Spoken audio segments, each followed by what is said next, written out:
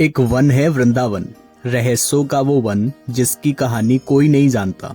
यमुना के किनारे एक तंग गली के मुहाने का वन जो बाल रूपी कान्हा जितना सहज है और द्वारकाधीश जितना विराट। राधा और राधा वल्लभ के रास का साक्षी वो वन जहाँ रात की पहली रोशनी के बाद रचती है दुनिया के सबसे बड़े रहस्य पुरुष की प्रेम कहानी। वहन जहाँ हर रोज ब्रज की गोपियों से खुद मिलने आते हैं श्री कृष्ण।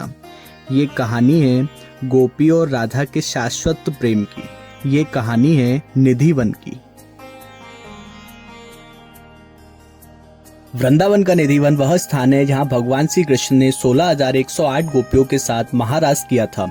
कहा जाता है कि आज भी स्वयं भगवान श्री कृष्ण राधा सहित गोपियों के साथ महारास करते हैं। इसी स्थान पर महारास जो भी इस महारास को देखता है वह जीवित नहीं रहता है, किसी को भी कुछ बताने के काबिल नहीं होता है।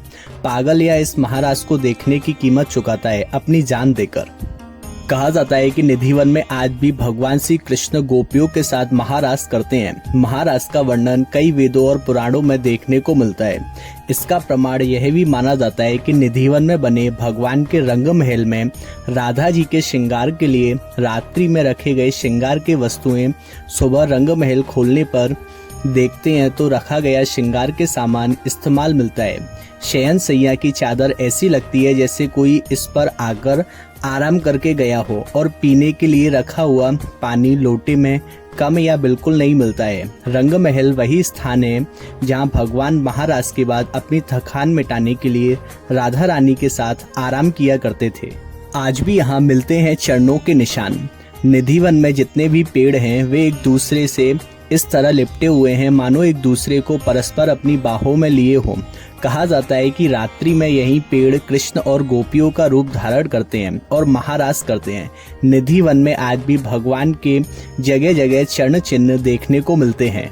कहा जाता है कि रात में किसी ने जाने की कोशिश की है तो वो इस दुनिया से विदा हो गया है। निधिवन में पूरे देश विदेश का केवल एक ऐसा मंदिर है जहाँ राधा जी को बांसुरी बजाते हुए दिखाया है। इसके पीछे की कथा यह है कि राधा जी को भगवान की बांसुरी से जलन होने लगी थी, तो उन्होंने भगवान की बांसुरी को चुराकर उनसे दूर करना चाहा था। क्योंकि जब भगवान अपनी बांसुरी को बजाते थे तो सभी गोपियाएं और गाय उस स्थान पर आ जाती थीं, जिससे जो राधा जी की कामना होती कि भगवान के साथ वह अकेले में कुछ क्षण बिताए। इसलिए उन्होंने भगवान की बांसुरी को चुराकर ये देखना चाहा कि यदि मैं इस बांसुरी को बजाऊं तो क्या गोपियां आदि आते हैं या नहीं। लेकिन ऐसा नहीं हुआ था। राधा जी ने स्वयं बांसुरी को भगवान श्री कृष्ण को क्षमा मांगते हुए वापस कर दिया था। आज भी यहाँ रात के अंधेरे में लोगों का आना मना है। भगवान श्री कृष्ण रात्रि के समय आकर महारास करते हैं।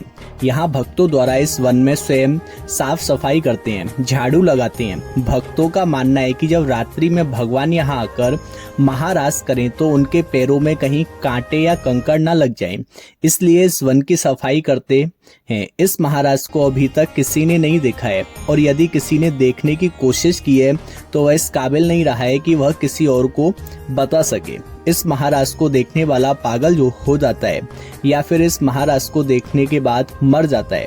यही कारण है कि इस वन के आसपास बने मकानों की खिड़की महाराज देखने के लिए बनाई गई थी, लेकिन इसके परिणाम भयानक होने के कारण उन खिड़कियों को बंद करना पड़ा।